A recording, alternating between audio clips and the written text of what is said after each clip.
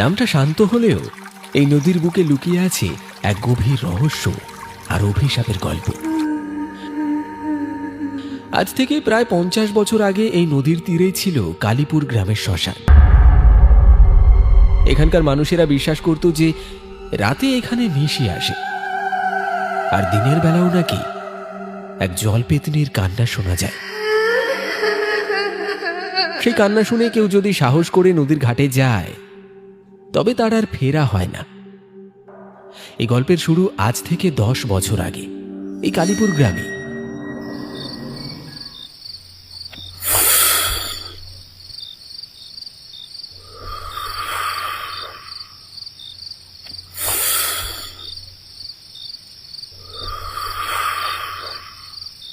আরে ধুর, আর ভালো লাগছে না। ভূত প্রেতের গল্প আর কত শুনবো? হ্যাঁ, সব বাজে কথা। রাত যত বাড়ে বুড়োদের ভয় তত বাড়ে। ওইভাবে কষ কেন রে বিমল? জানিস তো গত মাসে শম্ভু মাঝির নাওটা ওই নদীর মাঝখানে ডুবে গেল। আর শম্ভুর দেহটা আর মিললই না।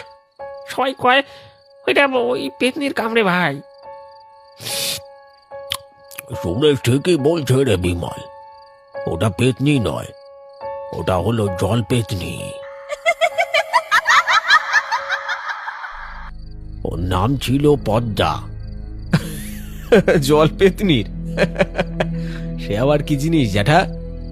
পদ্মা ছিল গ্রামেরই মেয়ে।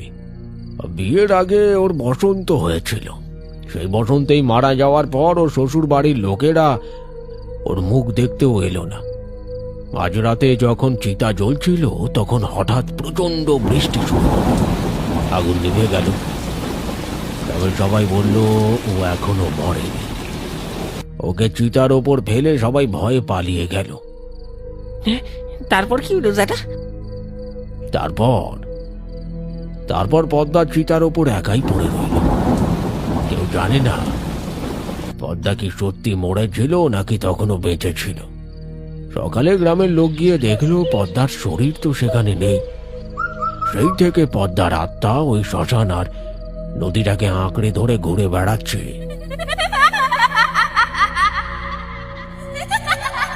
সে প্রতিশোধ নিতে চায়। প্রতিশোধ? কিসের প্রতিশোধ? ওসব ফালতু ভূতের গল্প আমি বিশ্বাস করি না। আমি আজ রাতে ওই শ্মশানে গিয়ে দেখব। যদি কিছু দেখি তবে বিশ্বাস করব। সাহস দেখাস না বিমল, ও নিশির মতো ডাক দেবে।